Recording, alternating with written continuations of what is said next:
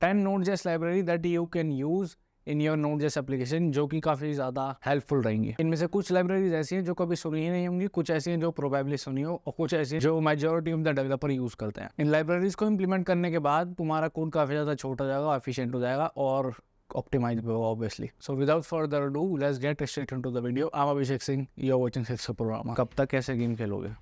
But coding करके भी तो बोर हो गए, तो अपने इंटरेस्ट में कोड करो ना। मतलब गेम सिर्फ खेलो मत, गेम क्रिएट भी करो।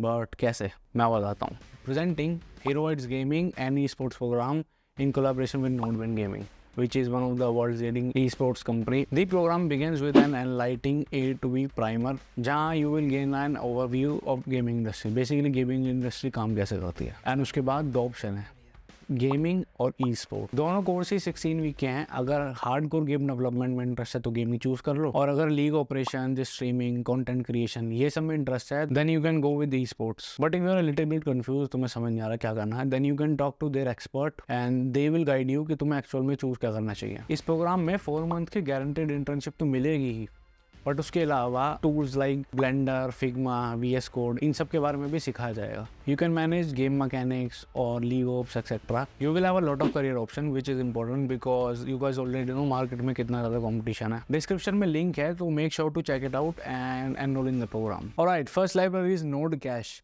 तो ये कैशिंग करने में काम आती है। हमें इसको सिंपली npm नोड कैश करके इंस्टॉल करना है। उसके बाद इंस्टॉल हो गया, अब एक कैश का इंस्टेंस बना सकते हैं हम, किसी भी नाम से बना सकते हैं। इस एग्जांपल में हमने कैश के थ्रू बनाया है। अब कैश डॉट सेट करके की वैल्यू पेज में हम कोई भी डेटा स्टोर कर सकते हैं मेमोरी में, मेमोरी मतलब रैम में, और विद द सेम की हम उसे एक्सेस कर सकते हैं with using cash dot gate. अब तुम बोलोगे ये तो मेमोरी भर देगा, मतलब अगर हम ऐसे स्पेस इकट्ठा करते जाएं डेटा मेमोरी में, मतलब रैम में, क्योंकि तो स्पेस तो खत्म, वैसे रैम लिमिटेड होती है, 32 GB है, ऐसे तो खत्म ही कर देगा ये। नहीं, इसके अलावा हम साथ में देते हैं TTL, मतलब टाइम टू लिव, मतलब इतने पर्टिकुलर टाइम में हम दिया 60, तो 60 सेकंड बाद वो खत्म हो जाएगा, डिलीट कर दिया जाएगा मेमोरी में से। तो उसका पॉइंट क्या क्यों करना है? देखो, जैसे मान लो एग्जाम्पल के लिए अगर हमने कोई API बनाई, इस API में हमने यूज़र फैच करके लाना है। अभी हमारे एग्जांपल में कोई एक्चुअल डेटाबेस नहीं है, तो हमने फॉर लूप क्रिएट किया है बेसिकली ताकि API थोड़ी डीले हो जाए, ठीक है। तो अब API पेज पे जब भी रिक्वेस्ट करेगा कोई यूज़र, तो उसे टाइम लगेगा कुछ, उसके बाद यूज़र्स दे दिए जाएंगे, नो प्रॉब्लम। बट अगर एक यूज़र ने एक्सेस करे, यूज़र मिल गए, अब वो दोबारा रिफ्रेश करता है, दोबारा एक्सेस करता है, तो दोबारा हमें यूज़र फैच करने की जरूरत नहीं है, हम कैश करे हुए यूज़र दे देंगे। अब कैश करे हुए कहाँ से आए? जब हमने लास्ट टाइम फैच किया था उसी टाइम हमने कैश भी कर दिया with a time to live 60 second. अगले 60 सेकंड में अगर कोई भी कैश करेगा तो उसे कैश करा हुआ दिया जाएगा, ना कि दोबारा से फैच करके। तो इस एग्जांपल में देखो, जैसा कि अगर यूज़र अवेलेबल हैं कैश्ड मेमोरी में तो वो प्रोवाइड कर दिए जाएंगे, अदरवाइज दोबारा से फैचिंग होगी इस API में। तो इससे हमारी API काफ़ी ज़्यादा फास्ट हो जाएगी। सो लाइब्रेरी नंबर 2, अगर कोई बोले ये तो हम अपने सिस्टम में मेमोरी में स्टोर कर रहे हैं बट हमें तो कोई फास्ट डेटाबेस चाहिए, उसके लिए है रेडिस। रेडिस बेसिकली एक डेटाबेस है जो कि इंस्टेड ऑफ हार्ड डिस्क वो मेमोरी में स्टोर करता है डेटा को। सो बेसिकली रेडिस एक रैम में स्टोर होने वाला डेटाबेस कह सकते हैं जो कैशिंग के लिए यूज होता है। सो सेम चीज़ जो हमने करी थी नोड कैश के साथ, अब हम रेडिस के साथ कर सकते हैं। हमें रेडिस इंस्टॉल करना है, नया रेडिस का इंस्टेंस क्रिएट करना है, and just like that same procedure, बस इस बार हम नोड कैश की बजाय रेडिस यूज़ कर रहे हैं, और रेडिस का डेटाबेस में से हम डेटा फैच करेंगे, इसमें भी TTL देना है। Okay, library number 3 node Miller. ये प्रोबेबली यू सुना हो और हमने कई प्रोजेक्ट में यूज़ भी किया, अगर ये चैनल को फॉलो करते हो तो ऑब्वियसली यूज़ कर रखा है। इसमें क्या होता है, हम Node.js से ही ईमेल कर सकते हैं किसी को भी। अगर मैं एक API बनाता हूँ जो कि किसी भी पर्टिकुलर ईमेल पे हमारी ईमेल से खुद ही ईमेल कर दे, ईमेल से ईमेल पे बस इसे यूज़ करना भी काफ़ी ईजी है। बस हमें npm नोड मिलर करके इंस्टॉल कर देना है, उसके बाद इसे इंपोर्ट करना है नोड मिलर को, and then Nodemailer dot create transport. इस फंक्शन की हेल्प से हम ट्रांसपोर्टर क्रिएट कर सकते हैं, और इस ट्रांसपोर्टर से हम ईमेल सेंड कर सकते हैं, बिकॉज इसके अंदर एक फंक्शन होगा सेंड मेल।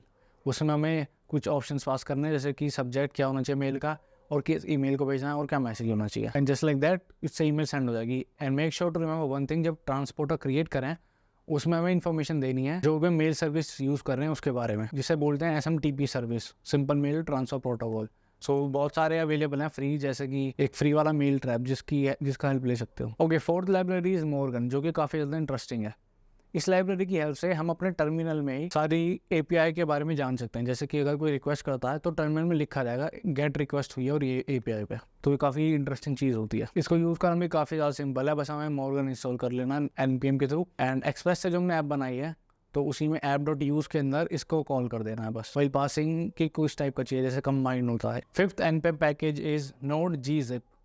इसके थ्रू हम अपने डेटा को कंप्रेस कर सकते हैं, बेसिकली जिप से ही समझ में आ रहा है, राइट। कोई बहुत बड़े डेटा वाली एपीआई बनाओगे तभी इस चीज़ का यूज़ एक्चुअल में समझ आएगा, क्योंकि छोटी एपीआई में तो चलो पास कर दिया डेटा से, बट जो बहुत बड़ी एपीआई है जिसमें डेटा बहुत सारा भर के है, उसमें इसको यूज़ करके कंप्रेस कर सकते हैं डेटा को, एंड देन जहाँ पर हमें ज़रूरत हो सेम इसी लाइब्रेरी को यूज़ करके डीकम्प्रेस कर सकते हैं। इसको यूज़ करना भी काफ़ी ईजी है। इसमें सिंपली फंक्शन होता है gzip। तो पहले हमें इंपोर्ट करना है, इसे इंपोर्ट डिफॉल्ट यूज़ कर सकते हैं, हम किसी भी नाम से इंपोर्ट करेंगे। एंड वैसे ही अनजिप करने के टाइम के लिए हमारे पास फंक्शन है g-unzip, एंड उसमें हमें अपना इनपुट देना है, एंड उसके बाद simply data conversion easily possible हो पाएगा। 6th Node.js का पैकेज जो कि काफ़ी पॉपुलर है और इसे मैं नहीं कह सकता यूज़ नहीं किया हुआ। अगर किसी ने भी कोई भी यूज़र ऑथेंटिकेशन वाली ऐप बनाई है जिसमें कि ऑथेंटिकेशन का लॉजिक खुद लिखा है, देन डेफिनेटली ये पैकेज ऑलरेडी यूज़ किया है, नोन एज bcrypt। इसके हेल्प से हम अपने पासवर्ड को हैश कर सकते हैं। यूज़ करना काफ़ी ईजी, सिंपली इंपोर्ट करो bcrypt को, bcrypt.hash इसमें मेथड है, उसके अंदर हमें अपना सिंपल पासवर्ड डालना है और राउंड बताना है कितनी हार्ड एनकोडिंग करनी है। बेसिकली 10 ऑप्टिमाइज रहता है, वही दो, उसके बाद हैश पासवर्ड तुम्हें मिल जाएगा। और ये प्रॉमिस रिटर्न करेगा तो make sure to use await. Moving to the number 7, हमारे पास है वैलिडेटर। सो वैलिडेटर भी काफ़ी ज़्यादा पॉपुलर लाइब्रेरी है, अगर यूज़ नहीं कर सकते तो डेफिनेटली यूज़ करो। इससे क्या होगा, जो ये काम करेगा हम खुद भी लिख सकते हैं, बट खुद की लिखना जब लाइब्रेरी प्रोवाइडेड है तो हमें वैलिडेटर इंस्टॉल करना है npm के थ्रू ही। उसके बाद इसके कुछ फंक्शन हैं जैसे कि इस ईमेल, किस मोबाइल, तो बेसिकली वैलिडेट करने के काम आता है। ट्रू या फॉल्स रिटर्न कर देगा डिपेंडिंग ऑन कि वो है नहीं। जैसे इस ईमेल फंक्शन अगर यूज़ किया, इसमें हमें ईमेल पास करनी है और ये बता देगा ईमेल वो एक्चुअल में है या नहीं, तो रॉन्ग ईमेल से बच जाओगे। इस टाइप के फंक्शन हम खुद भी बना सकते हैं, बट अगेन जब ऑलरेडी प्रोवाइडेड है तो खुद क्यों करना। एंड इसके काफ़ी सारे फंक्शन है जो कि तुम पढ़ सकते हो उसकी साइट पे जाके। So moving to the next library, number 8 we have Axios।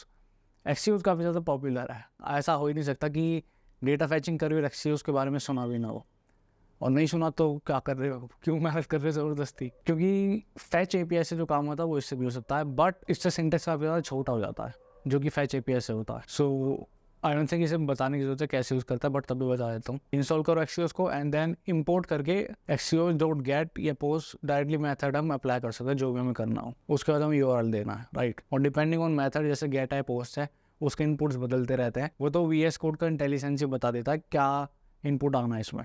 Library number 9 Lodash, ये काफ़ी ज़्यादा पॉपुलर लाइब्रेरी है और इसका हेल्प से हम काफ़ी सारे ऐसे फंक्शन से बच जाते हैं, मतलब एक्स्ट्रा लॉजिक बिल्डिंग से बच जाते हैं जो हमें खुद ही मैनुअली लिखने पड़ते हैं। ये ऐसे फंक्शन प्रोवाइड कर देता है स्पेशली ऑब्जेक्ट के केस में, जो कि काफ़ी ज़्यादा सही लगे मुझे, जैसे कि ऑर्डर बाय, ग्रुप बाय, ये फंक्शंस काफ़ी ज़्यादा सही हैं। और बाकी इसमें कुछ फंक्शन ऐसे भी हैं जो तुम्हें देख के लगा यार क्यों है लाइब्रेरी, मतलब ये तो लिटरली एरे में फंक्शंस हैं, इसमें क्यों आए। तो कुछ फंक्शन भले रिपीट हुए हैं लेकिन मेजॉरिटी ऑफ द फंक्शन ऐसे हैं जो कि हमें काफ़ी ज़्यादा लॉजिक बिल्डिंग से बचा देते हैं, ठीक है। तो लाइब्रेरी खुद से जाके चेक करो और बहुत सारे इसमें फंक्शन हैं, इसकी वेबसाइट पे चेक कर सकते हो। Okay, moving to the final point. 10th point पर मैंने 2 लाइब्रेरी रखी है, दोनों काफ़ी ज़्यादा अच्छी हैं। Number 1 is Moment.js। इस लाइब्रेरी की हेल्प से हम ईजिली पूरे डेट को कस्टमाइज़ कर सकते हैं, लाइक फॉर्मेट भी बदल सकते हैं, हालांकि अलग से भी बदल सकते हैं बट उसमें मेहनत लगेगी। अगेन लाइब्रेरीज का काम है, जो काम हम पहले से भी कर सकते हैं उन्हें और ऑप्टिमाइज करना, ठीक है, क्योंकि at the end of the day library के पीछे भी लॉजिक लिखा है, right. And second library 10th position पे है Chalk। तो इस लाइब्रेरी को यूज़ करके हम अपने टर्मिनल में स्टाइलिंग कर सकते हैं, ठीक है। अगर हमें कोई कंसोल हो, क्योंकि ब्लैक एंड वाइट आता सब कुछ, तो अगर हमें चाहिए कि कलर्स आ जाए थोड़े स्टाइलिंग, तो then you can use Chalk। So if you like this video, give this video big thumbs up. इसी टाइप की वीडियोज़ आती रहेंगी चैनल पे, एंड सून टाइपस्क्रिप्ट का प्रोजेक्ट आने वाला है, सो उसके ट्यूटोरियल और प्रोजेक्ट दोनों के लिए make sure to stay subscribed. Thanks for watching. Audio Jungle.